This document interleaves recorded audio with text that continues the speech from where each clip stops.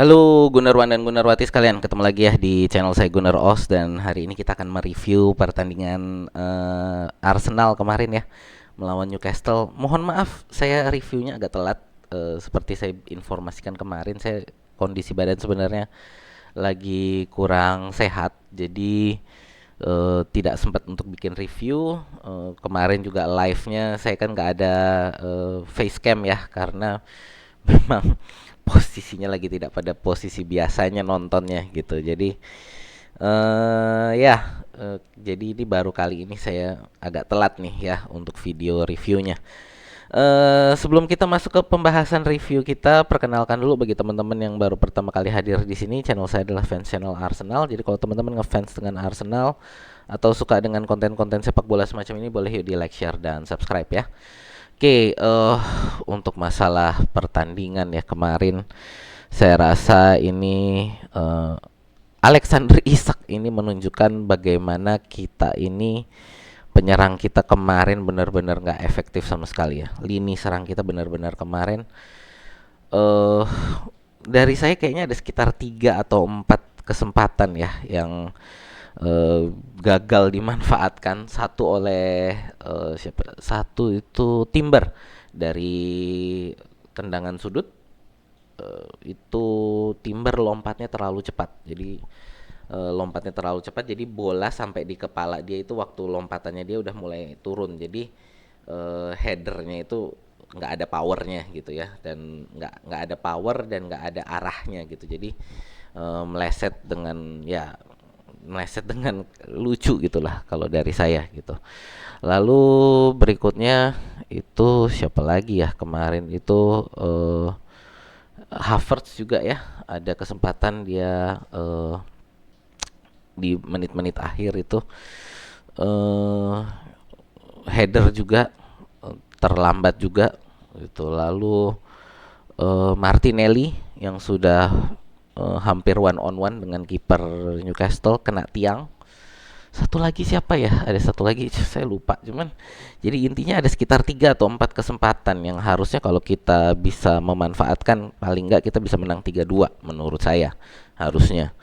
Kesempatan-kesempatan emas yang menurut saya seminimal-minimalnya harusnya 2 sama kemarin bisa lah gitu ya, kalau penyerang kita lebih efektif gitu kan. Nah, ini menunjukkan bagaimana Alexander Isak ini ya ini kemarin golnya pertama kan Isak ya, golnya Newcastle.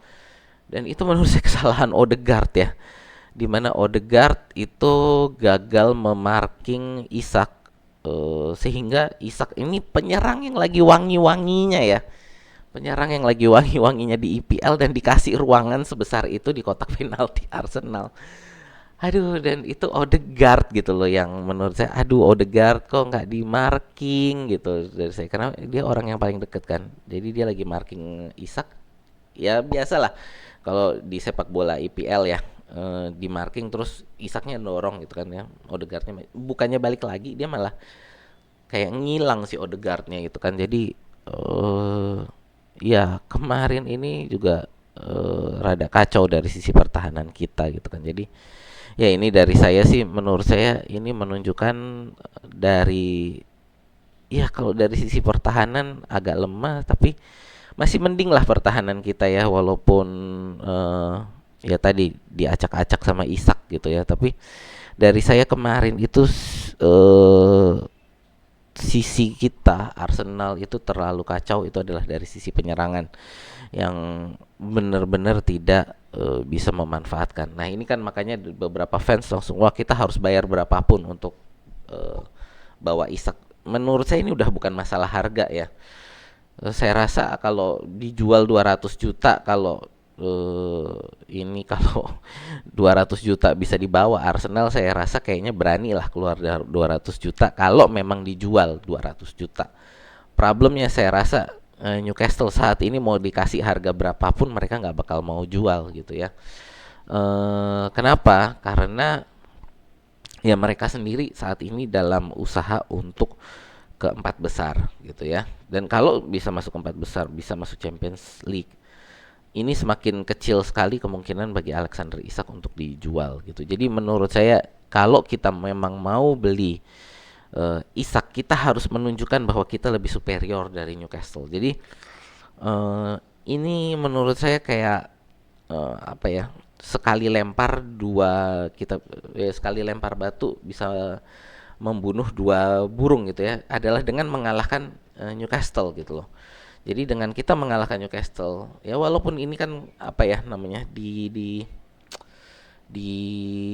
Carabao Cup lah, nggak berpengaruh terhadap posisi di EPL gitu. Tapi menurut saya semakin kita bisa mengalahkan Newcastle, semakin kita menunjukkan dominasi kita kepada Newcastle, ini menunjukkan bahwa kita adalah tim yang lebih bagus bagi Isak untuk berlabuh gitu. Jadi bagi saya bahwa mengalahkan Newcastle ini ya sebenarnya adalah salah satu cara juga bagaimana kita bisa membawa Isak ke sini gitu loh. Jadi saya rasa ini menjadi satu hal yang sangat penting untuk kita bisa mengalahkan Newcastle ya. Untuk supaya kita bisa dapat Isak gitu. Nah, inilah urgensinya kita bukan hanya untuk masalah piala, bukan hanya untuk masalah gengsi, tapi bahwa ini menurut saya menjadi satu poin rekrutmen juga gitu. Nah, ini yang menurut saya perlu kita perhatikan ya untuk pertandingan ini. Nah, ini masih leg 1. Nanti ada leg 2. Apakah mungkin kita bisa menang 3-0 di Saint James Park? Sulit, menurut saya sulit. Jadi kayak kita udah 70% out lah ini dari Carabao Cup ya. 70. Menurut saya skalanya sekitar 70% lah. Kita kalah, kita keluar di semifinal ini. Apakah bisa? Ya saya rasa kalau memang Arsenal mau menunjukkan strateginya ya besok harus pada saat di Saint James Park harus benar-benar all out menurut saya ya. Apakah ini karena Arsenal kepalanya sudah di akhir pekan mau lawan Manchester United? Ada kemungkinan juga gitu ya. Jadi nggak konsentrasi di pertandingan Newcastle kemarin karena menurut saya kemarin pertandingan itu kacau balau. Jadi memang apakah kepalanya para pemain kita ini sudah di akhir pekan ingin melawan Manchester United yang kemarin bisa seri lawan Liverpool gitu kan, bisa jadi gitu kan. Jadi menurut saya ini satu hal yang harus segera Arteta juga bereskan karena kemarin secara strategi kita sebenarnya nggak jelek gitu loh, kesempatannya ada dan tadi saya bilang 3 atau 4 kesempatan emas yang terbuang percuma yang tidak bisa diselesaikan karena kalau menurut saya tadi ini masalah konsentrasi kali ya. Karena apa? Karena posisinya udah bagus semua gitu loh. Harusnya gol, harusnya gol, harusnya gol. Tapi nggak jadi gol. Karena apa? Ya karena mungkin konsentrasinya nggak di sana gitu loh. Nah inilah. Jadi menurut saya harus menjadi satu pemikiran. Ini Arteta harus marahin para pemainnya. Menurut saya harus dimarahin benar-benar nih Martinelli, Havertz, ya ya Timber juga lah kemarin, terus Trossard nggak terlalu sih, Odegaard harus dimarahin juga ya. Jadi menurut saya para pemain kita yang saya ngefans semua terhadap para pemain ini ya, jangan salah.